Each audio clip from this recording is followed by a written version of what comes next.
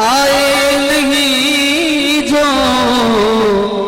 प्रेम गली में, आए नहीं प्रियतम का ठिकाना, क्या जाने जो प्रेम गली में, आए नहीं जो प्रेम गली में, आए नहीं प्रियतम का ठिकाना, क्या जाने जो प्रेम गली में, प्रेम गली में आए नहीं प्रियतम का ठिकाना, क्या जाने जिसने कभी प्रेम किया ही नहीं, जिसने कभी प्रेम किया ही नहीं, प्रेम निभाना, क्या जाने जो प्रेम गली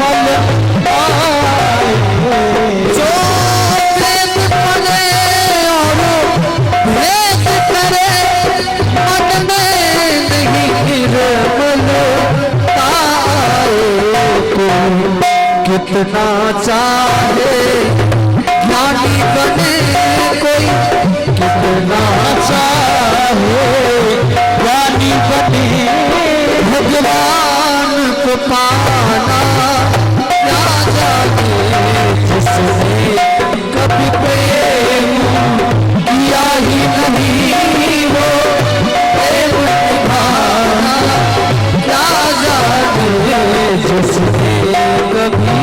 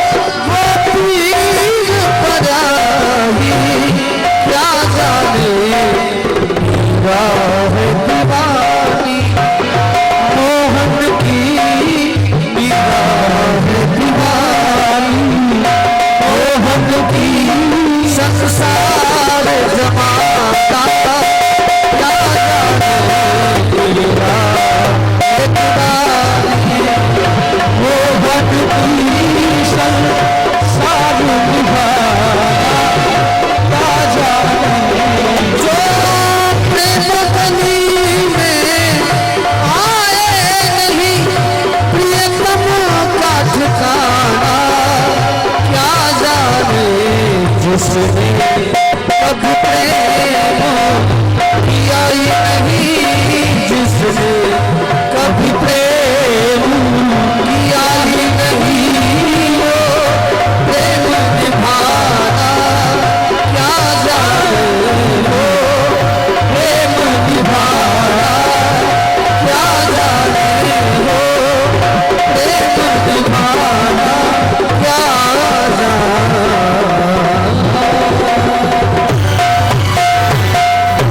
बोलो दादू दयाल महाराज की। जिसने कभी प्रेम किया ही नहीं, जो प्रेम गली में आया ही नहीं, तो प्रेम को क्या जाने, प्रेम करना भी क्या जाने। जिसकी फटी ने विवाही वो पीड़ पराई क्या जाने। वैष्णव जंतो तेने कहिए रे जे पीड़ पराई जाने रे, नरसिंह जी ने गाया था।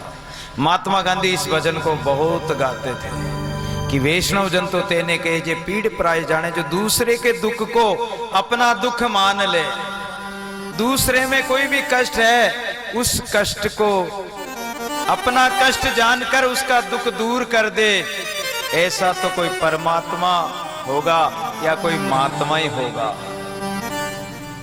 ऐसा तो कोई संती होगा जो सेवक की रक्षा करे, सेवक के प्रतिपाल, सेवक की बाहर चढ़े दादू दीन दयाल, वो दीनानाथ ऐसा दयालु है जो आगे पीछे रहकर सबकी रक्षा करता है, सबके सुख दुख को दूर करता है। एक जेमल जी महाराज हुए मेड़ता में। मेड़ता का नाम सुना आपने? मेड़ता की एक बाई हुई जिसका नाम जानते हो तो बताओ, कौन सी बाई हुई है? मीराबाई। तो मीराबाई का भाई था परिवार में जेमल जी महाराज, और वो जेमल जी महाराज भगवान का भजन करते थे।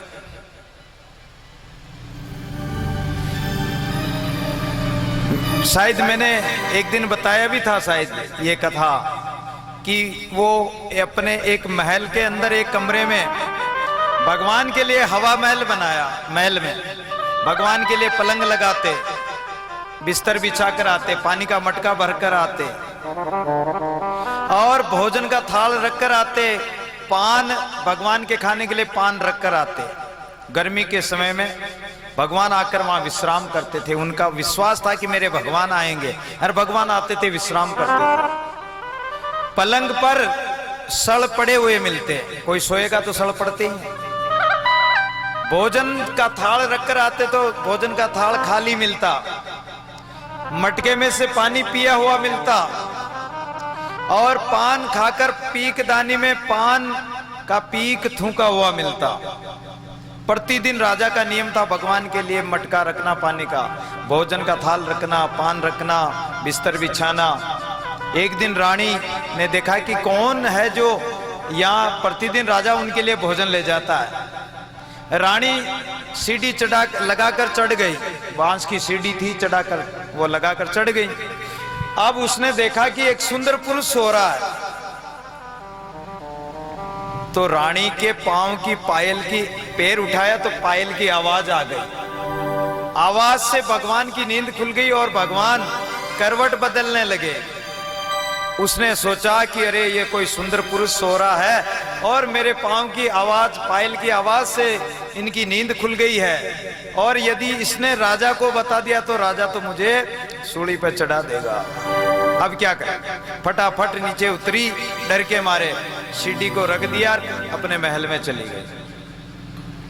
इधर राजा प्रतिदिन भगवान के लिए वही भोजन ले जाना, पानी ले जाना, पान ले जाना। वहां जाकर देखता तो आज न तो भगवान ने भोजन पाया, न पान खाया, न पानी पिया, न बिस्तरों पर सोए। अरे बोले भगवान, मेरी भक्ति में क्या चूक हो गई, क्या गलती हो गई भगवान?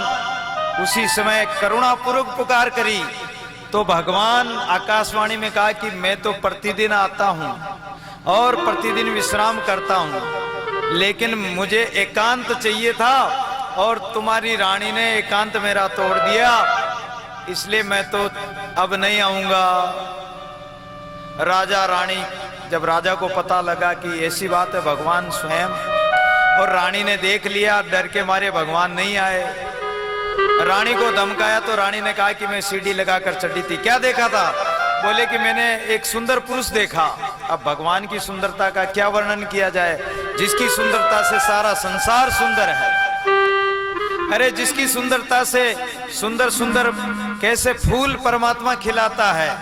दादू जी महाराज के पास एक बार वाजिंद जी, जो सुबह कथा कह के आए थे कि वाजिंद मरे हुए ऊंट को देखकर कहने लगे क्या मैं भी मरूंगा? बोले कि हाँ सब मरेंगे। एकदम वैराग हो गया और दादू जी का शिष्य बन गए आमेर में। वो गेंदा बाग से, दल्लाराम बाग से गेंदा का फूल तोड़ा और दादू जी महाराज के अर्पण किया। बोले महाराज देखो ये फूल कितना सुंदर है। दादू जी ने कहा कि अरे संतों, इस फूल की सुंदरता देख रहे हो, इसको बनाने वाला परमात्मा कितना सुंदर होगा।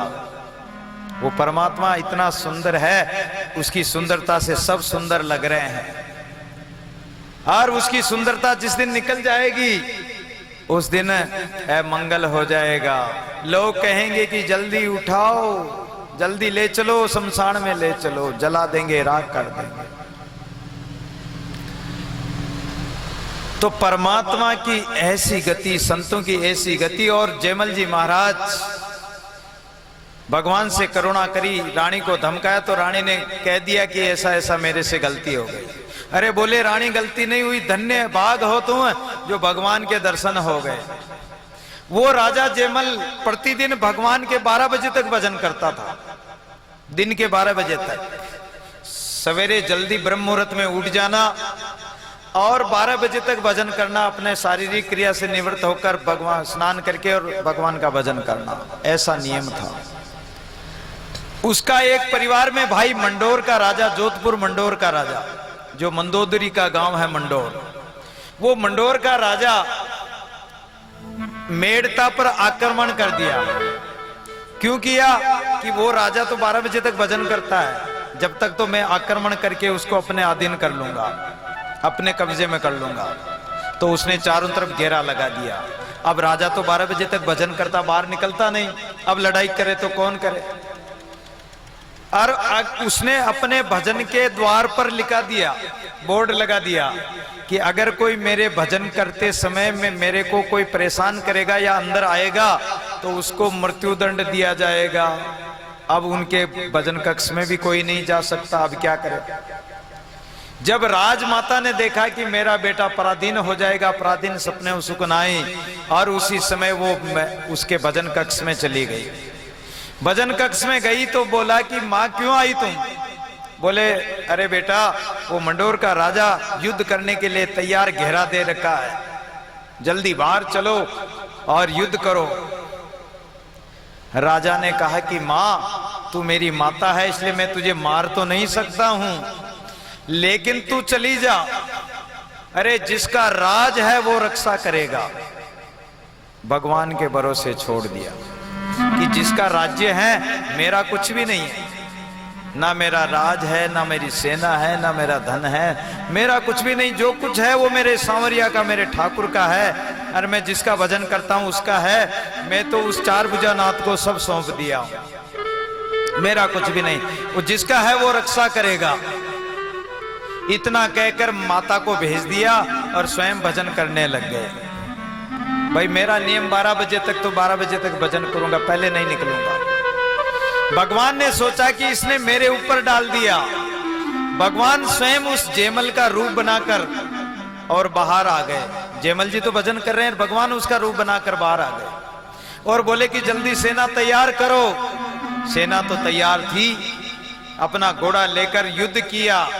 युद्ध किया तो उस राजा को, मंडोर के राजा को ऐसा हराया, पूरी सेना को घायल करके पटक दिया। उस राजा को, शत्रु राजा को भी हरा के घायल कर दिया। लेकिन वो राजा कहता है अब एक लीला यहां और हुई।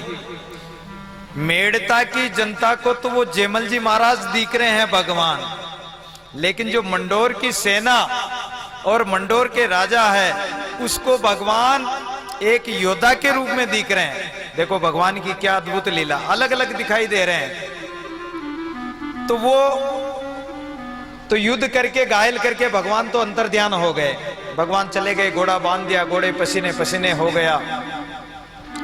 और इतने में राजा 12 बजे के बाद में बाहर निकले, बोले कि जल्दी घोड़ा तैयार करो, सेना तैयार करो।